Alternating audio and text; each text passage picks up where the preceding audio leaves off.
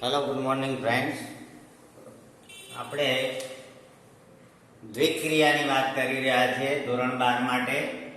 પહેલું ચેપ્ટર, એમાં દ્વિક્રિયાના કેટલાક પ્રશ્નો જે છે અંદર એની ચર્ચા કરીશું.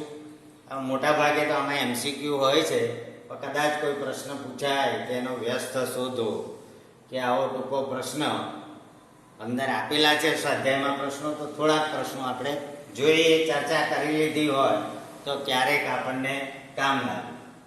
તો દાખલો 7મો એમ કહે છે કે ગણ 1 2 3 4 5 સ્વાધ્યાય 1.4 માં છે. તો એ સ્ટાર બી ગઈકાલે ગુરુત્તમ સામાન્ય અવયવની વાત કરેલી, અત્યારે આપણે લઘુત્તમ સામાન્ય અવયવની વાત કરીએ છીએ. તો લસા છે એના દ્વારા વ્યાખ્યાયિત સ્ટાર એ સૌ પ્રથમ તો એમ કહો કે દ્વિક્રિયા છે કે કેમ. એટલે સૌ પ્રથમ આપણે કોષ્ટક બનાવી દેવાનું સ્ટારનું, એ સ્ટાર બીનું. ગણ આપણને આપેલો છે 1 2 3 4 5 1 2 3 4 5.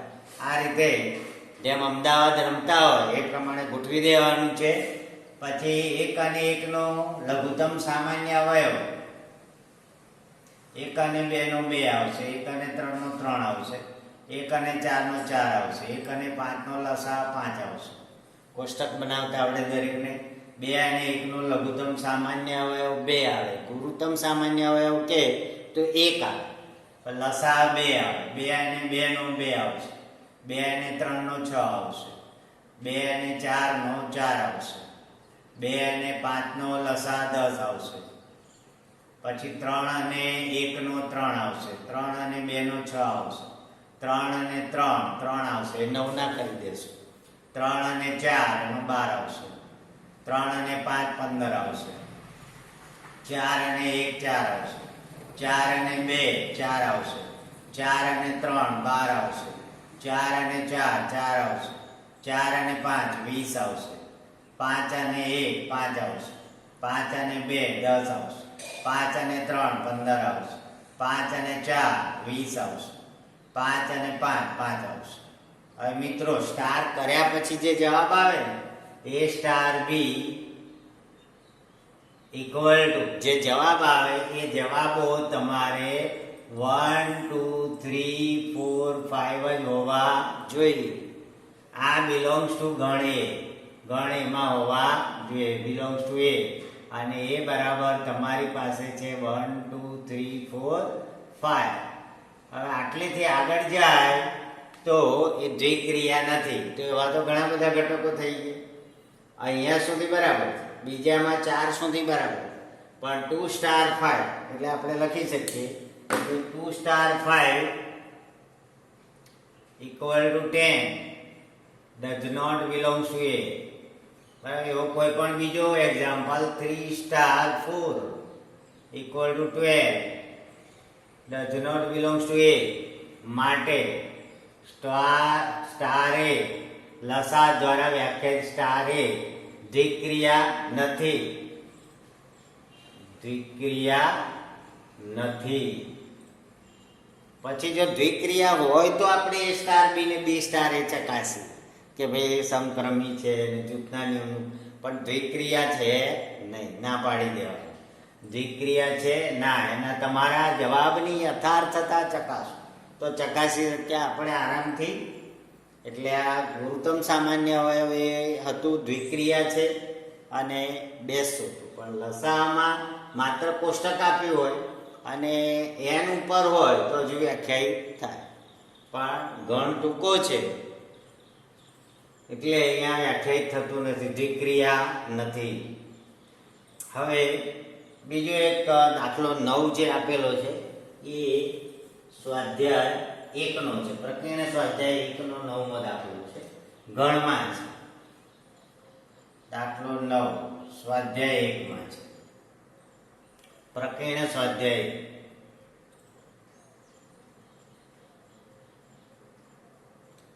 એનો એક્ઝામ્પલ છે. એટલે અહીંયા બહુ આવું લખ્યું હોય મોટી મોટી રકમ તો ઘણીવાર ગભરાઈ જઈએ, ગણતરી ઓછી જ છે. આપેલ અરિક્ત ગણ કેપિટલ એક્સ નો ઘાત ગણ પી ઓફ એક્સ છે. તો દ્વિક્રિયા એ રીતે વ્યાખ્યાયિત કરી છે star from px cross px to px, એટલે જવાબો બધા x ના ઘાત ગણમાં મળે છે. x એટલે એવા ગણનો સમાવતો હોય એવો કેપિટલ X એક અરિક્ત ગણ છે કે જેમાં કેપિટલ A અને B બિલોંગ્સ ટુ X કહેવાય, બરાબર. એ સબસેટ છે. એ બી A અને B એ X ના સબસેટ છે. B is subset of X, A is subset of X, એવું છે. તો જો X ના ઉપગણો હોય તો જ એના ઘાત ગણમાં આવે. એ X નો ઉપગણ હોય તો એનો મતલબ px માં આવે. પછી B એ X નો ઉપગણ હોય તો જ એ px માં આવે. px એટલે X નો ઘાતગણ. ઘાતગણ એટલે તમામ ઉપગણોને સમાવતો ગણ, એને ઘાતગણ કહીએ છીએ આપણે. તો AB belongs to P of X દ્વારા વ્યાખ્યાયિત છે અને A સ્ટાર B બરાબર છેદ ગણ આપેલો છે, એ છેદ B. તો આપેલા જે ગણો છે આપણે કોઈ પણ 1 2 3 4 એવું ઉદાહરણ લઈ શકીએ, પણ ઉદાહરણ લઈએ તો લાંબુ થાય છે. એના કરતાં શોર્ટકટમાં પતાવી આપણે બે ગણ આપેલા છે A અને B, બરાબર. બંને વચ્ચે સ્ટાર ક્રિયા એટલે A star E equal to A થવું જોઈએ. તો E ને આપણે તટસ્થ ઘટક કહીએ છીએ. તો આપણે A સ્ટાર X, બરાબર, E ને બદલે X લઈએ તો બરાબર એ થાય છે કે કેમ? તો કે A છેદ X બરાબર A, કારણ કે A is subset of X. A X નો ઉપગણ, અને X નો ઉપગણ હોય તો જ X ના ઘાતગણમાં આવે. દરેક જે ઘટકો ઉપગણો છે એ બધાને પણ સમાવે છે X, એટલે એ જો X નો ઉપગણ હોય તો જ px માં આવે, એના ઘાતગણમાં આવે. B એ X નો ઉપગણ હોય તો જ એના ઘાતગણમાં આવે. એટલે A છેદ X કરીએ તો A આવે અને B છેદ X કરીએ તો B આવે. માટે X છે એ સ્ટાર જે છે આપણી વ્યાખ્યા A સ્ટાર X બરાબર A, B સ્ટાર X બરાબર B, એનું સમાધાન કરે છે. માટે X એ તટસ્થ ઘટક છે. એટલે એ વાત સાચી પડી કે એનો તટસ્થ ઘટક કોણ છે? તો કે X. તો અહીંયા લખ્યું છે કે તટસ્થ ઘટક X અને ફક્ત X જ વ્યસ્ત સંપન્ન છે. હવે વ્યસ્ત માટે આપણે એવું વિચારો કે A છેદ A નો વ્યસ્ત મળે છે અને A છે, એનો વ્યસ્ત મળે છે અને A છે. તો વ્યસ્ત કરો તો A સ્ટાર A બરાબર જવાબ તમને X મળવો જોઈએ. તો A છેદ A કરો તો જવાબ X નહીં મળે, A મળશે, બરાબર. અને ધારો કે B એ વ્યસ્ત સંપન્ન છે તો B star B equal two E એટલે કે X મળવો જોઈએ. તો કે B છેદ B બરાબર તો B મળે, એટલે B પણ વ્યસ્ત સંપન્ન નથી. એટલે એક અને માત્ર કોણ? X. તો કે X છેદ X કરો જોઈએ. તો કે X છેદ X ઇક્વલ ટુ X થાય છે. માટે ફક્ત X જ વ્યસ્ત સંપન્ન છે. માટે X વ્યસ્ત સંપન્ન છે. જેનો વ્યસ્ત ઘટક મળે એ અહીંયા વ્યસ્ત સંપન્ન, એટલે X છેદ X બરાબર X. માટે X જ વ્યસ્ત સંપન્ન છે. એની બધી વિગતો લખેલી છે અહીંયા, બરાબર છે. Okay, thank you.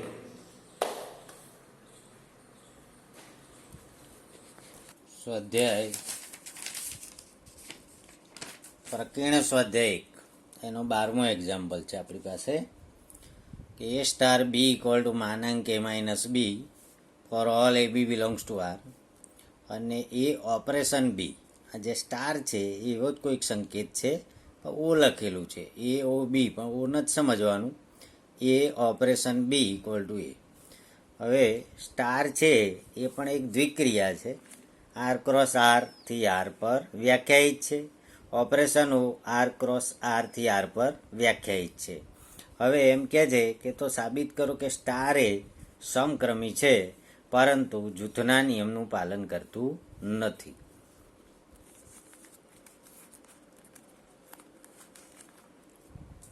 તો આપણે જોઈ લઈએ, પહેલાં સ્ટારની વાત કરી લઈએ કે A સ્ટાર B. તો A star B equal to માનાંક A માઇનસ B, તો ઇક્વલ ટુ માનાંક B માઇનસ A લખાય. 5 ઓછા 3 કરો તો 2 આવે, ને 3 ઓછા 5 કરો તો ઓછા 2 આવે, માનાંક વત્તા 2 જ થાય. એટલે equal to B star A માટે સમક્રમી છે.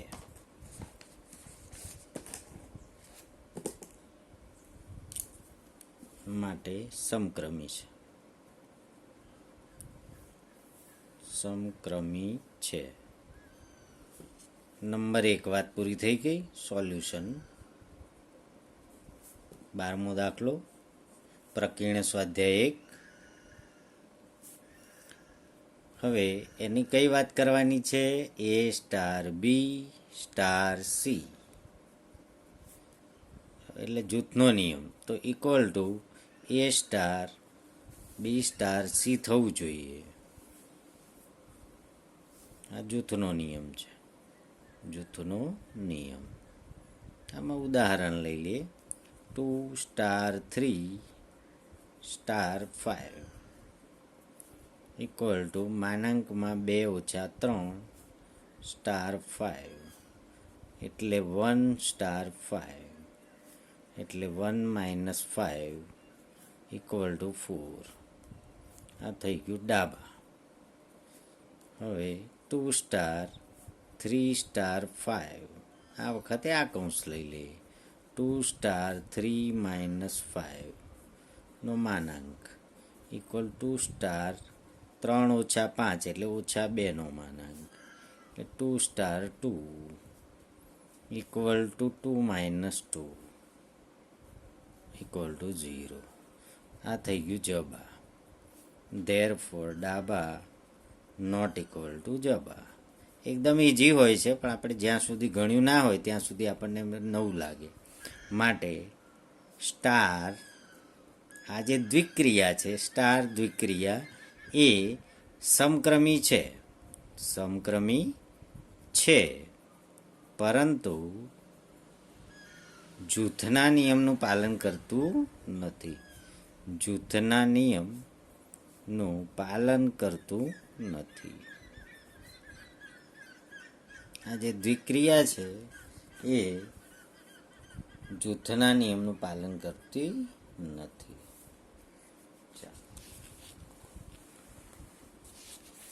હવે એની વાત થઈ.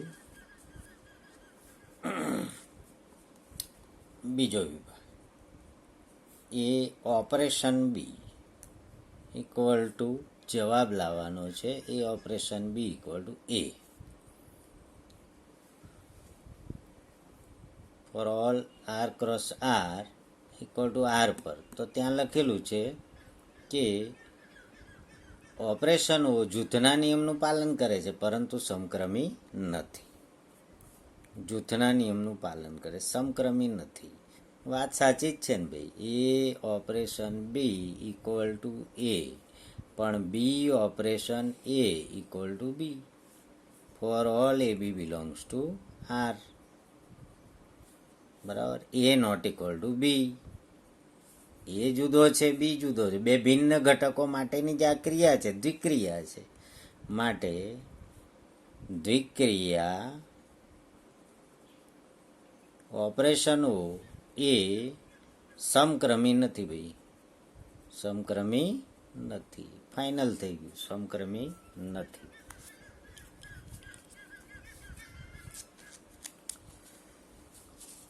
હવે જૂથના નિયમનું પાલન કરે છે કે કેમ એ જોઈ લઈએ આપણે. કે A operation B operation C, તો A operation B equal to A આવશે અને A operation C equal to A આવશે. હવે RHS કરીએ કે A operation B operation C તો equal to A operation B operation C એટલે બી આવશે અને એ ઓપરેશન બી એટલે એ આવશે. માટે જૂથના નિયમનું પાલન કરે છે. જૂથના નિયમનું પાલન કરે છે. તમારે પહેલો ઘટક લખવાનો છે. ખાલી આ લખાણ જોઈને ગભરાઈ જવાનું નથી. એ ઓપરેશન બી એટલે એ આવે, બરાબર ને. એ ઓપરેશન સી એટલે પહેલો ઘટક એ આવે. એ રીતે બી ઓપરેશન સી એટલે બી આવે ને એ ઓપરેશન બી ઇક્વલ ટુ એ આવે. એટલે બંને જવાબ સમાન આવે છે. ડાબા બરાબર જબા. માટે જૂથના નિયમનું પાલન કરે છે. ચાલો હવે એમાં વિભાજનના નિયમનું પાલન થાય છે કે નહીં? વિભાજનનો નિયમ એ લોકો એક વધારાનું ઉમેર્યું છે, A star B operation C. તો આપણે ગણી નાખીએ, એમાં શી વાર છે? એ સ્ટાર બી જવાબ, બી ઓપરેશન સીનો જવાબ બી. હવે એ સ્ટાર બી એટલે એ માઇનસ બી માનાંકમાં, બસ છોડી દો. હવે A star B operation A star C equal to આ થયું માનાંક એ માઇનસ બી ઓપરેશન માનાંક એ માઇનસ સી. તો આ બેમાં જે મોટું હોય એ લખાય આગળ, એ માઇનસ બી જે આગળ હોય એ લખાય. તો આ તો આવી ગયું, માટે વિભાજનના નિયમનું પાલન થાય છે. વિભાજનના નિયમનું પાલન થાય છે એવો આ એક જ દાખલો છે. દાખલો 12મો, જેમાં આપણે શરૂઆતમાં એવું લાગતું કે આટલો મોટો એક્ઝામ્પલ છે, કોણ ગણે, જુદું જુદું લાગે. હવે તમે એકવાર વાંચી લેશો, તૈયારીમાં આવડી જશે. એકદમ સરળ છે.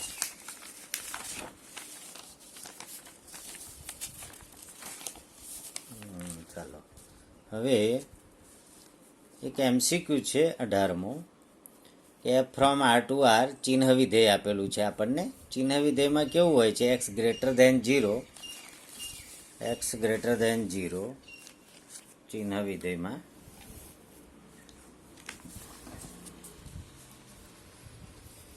તો 1 જવાબ આવે, ઇક્વલ ટુ 0 0 આવે, લેસ ધેન 0 તો -1 આવે.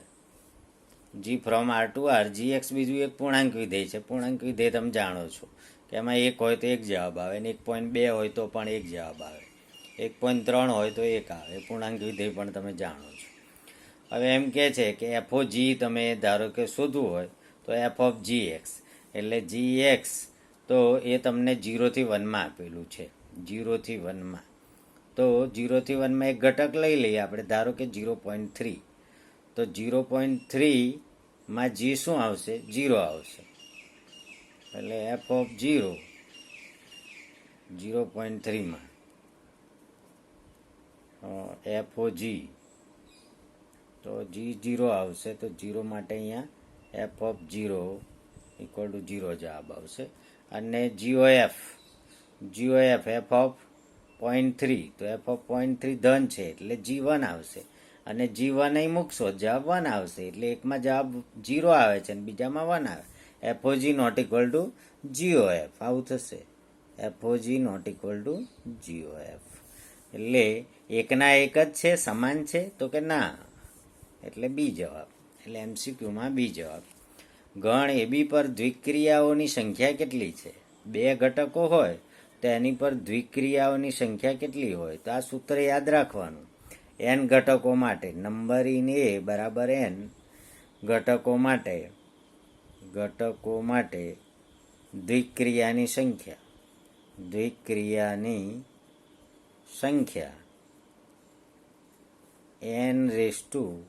n square. આ સૂત્ર યાદ રાખવાનું. તો અહીંયા 2 સ્ક્વેર એટલે 2 ઇક્વલ ટુ 16.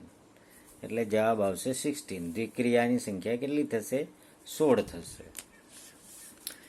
હવે એક સત્ય અસત્ય માટેનું કારણ છે કે ગણ કેપિટલ N પરની કોઈ પણ દ્વિક્રિયા સ્ટાર માટે એ સ્ટાર એ ઇક્વલ ટુ એ. તો આ દ્વિક્રિયા છે, હા કે ના જણાવો. સત્ય છે તો તમે 2 લેશો તો 2 તો જવાબ આવી જશે, પણ 2 લેશો તો શું લખશો? Question mark. 3 તો શું લખશો? Question mark. એટલે કે અહીં તો A ક્રોસ B બે ભિન્ન ઘટકો માટે દ્વિક્રિયા હોય છે. દ્વિક્રિયા છે, બરાબર? એટલે માટે અસત્ય.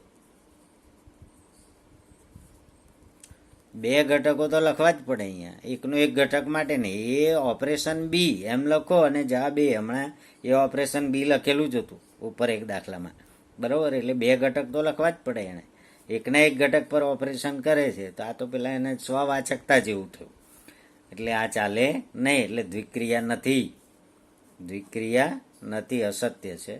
સત્ય અસત્ય જણાવો. અસત્ય. ચાલો. સ્ટાર એન પર સમક્રમી દ્વિક્રિયા હોય તો એ star B star C equal to C star B star A થાય. તો સમક્રમીમાં બી સ્ટાર સીને તમે ઉલટું ફેરવી નાખો તો સી સ્ટાર બી થઈ જાય, અને એને આ બાજુ લખી દો તો સમક્રમી છે તો આ બાજુ લખાય. દ્વિક્રિયા હોય તો એ જૂથના નિયમનું પાલન કરે છે. હા, સાચું છે, સત્ય. સત્ય છે, બરાબર. કારણ કે આપણે ક્રમના નિયમનું પાલન કરાવીએ. ચાલો, એ સ્ટાર બી સ્ટાર સી, તો પહેલો ક્રમનો નિયમનું પાલન કરે છે એટલે બી સ્ટાર સી ક્રોસ સ્ટાર એ. પછી ક્રમના નિયમનું પાલન કરે છે એટલે સી સ્ટાર બી સ્ટાર એ. કારણ કે સમક્રમી છે. સમક્રમી એટલે ક્રમના નિયમનું પાલન કરે છે. એટલે આ છે એને ઉલટું લખાય. પછી બી સ્ટાર સી એને ઉલટું લખાય. એટલે સાચું છે, સત્ય છે. એટલે બીજું સત્ય છે, પહેલું અસત્ય છે. હવે A star B equal to, હવે નાનો એક્ઝામ્પલ છે કે એ ક્યુબ પ્લસ બી ક્યુબ દ્વારા વ્યાખ્યાયિત એન પરની દ્વિક્રિયા સ્ટારનો વિચાર કરો. એટલે વિચાર કરો મીન્સ આ ક્રમના નિયમનું પાલન કરે છે. A star B equal to A cube plus B cube equal to B cube plus A cube. તો equal to B star A કહેવાય એટલે સમક્રમી છે.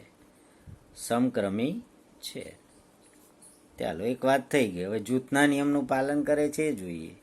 A star B star C equal to a star b cube plus C cube. આ બંધ કરી દેવાનું નિયમ અનુસાર. ઇક્વલ ટુ, હવે a cube plus B cube લખવાનું છે એટલે a cube plus B cube plus C cube આખાનો ક્યુબ.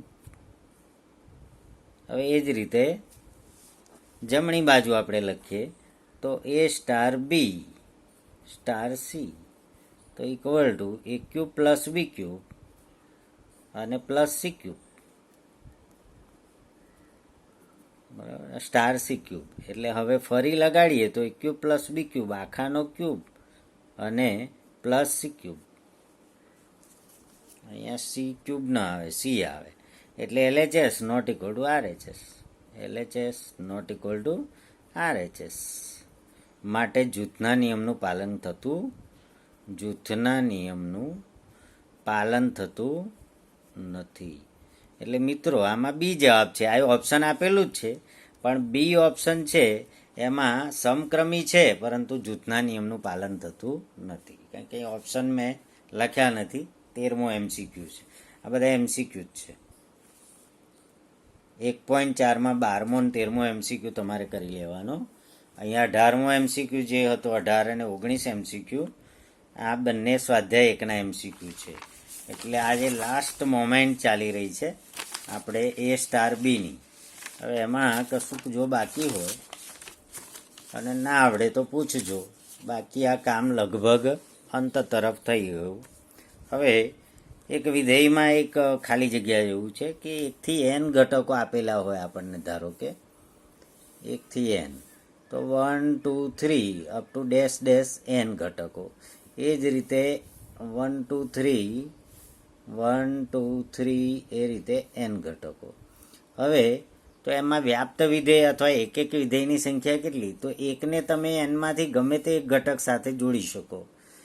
એકને તમે n ઘટક સાથે જોડી શકો. 2ને તમે n-1 ઘટક સાથે જોડી શકો. 3ને n-2 ઘટક સાથે જોડી શકો. એ રીતે ક્રમશઃ n-1ને તમે બાકીના 2 ઘટક સાથે જોડી શકો અને nમા ઘટકને માત્ર એક ઘટક સાથે જોડી શકો. એટલે વ્યાપ્ત વિધેયની સંખ્યા થાય n ગુણ્યા n-1 ગુણ્યા n-2 ગુણ્યા dash dash dash 2 3 1 equal to n factorial. 1 ગુણ્યા 2 ગુણ્યા એ રીતે. એટલે એક અને વ્યાપ્ત વિધેયોની સંખ્યા કેટલી થાય? n factorial. એ રીતે દાખલો 11 છે. S ઇક્વલ ટુ ABC છગડિયા કૌંસમાં T બરાબર 1 2 3 જો અસ્તિત્વ હોય તો F ઇન્વર્સ શોધો. S થી T પરનું વિધેય F આપેલું છે આપણને. તો F છે એમાં તમને આ રીતે A B C અને અહીંયા આપેલું છે 3 2 1 તો A3 B2 C1 એટલે એક એક વિધેય છે, એક એક છે, વ્યાપ્ત છે, માટે F ઇન્વર્સ શક્ય છે અને F ઇન્વર્સ ઇક્વલ ટુ ઊંધું લખી દેવાનું 3A 2B 1C પતી ગયું F ઇન્વર્સ. ચાલો હવે આ બીજામાં જુઓ તો બીજામાં A ઘટક 2 ને B સંગત 1 છે, C સંગત 1 છે, અનેક એક વિધેય અનેક એક છે માટે F ઇન્વર્સ ન મળે, અસ્તિત્વ નથી, અસ્તિત્વ નથી. આ થઈ ગયો વિધેયનો ખ્યાલ. તો આ સાથે આપણે ચેપ્ટર નંબર 1 અહીંયા પૂર્ણ કરીએ છીએ. આના તમને ફોટા મળી જશે.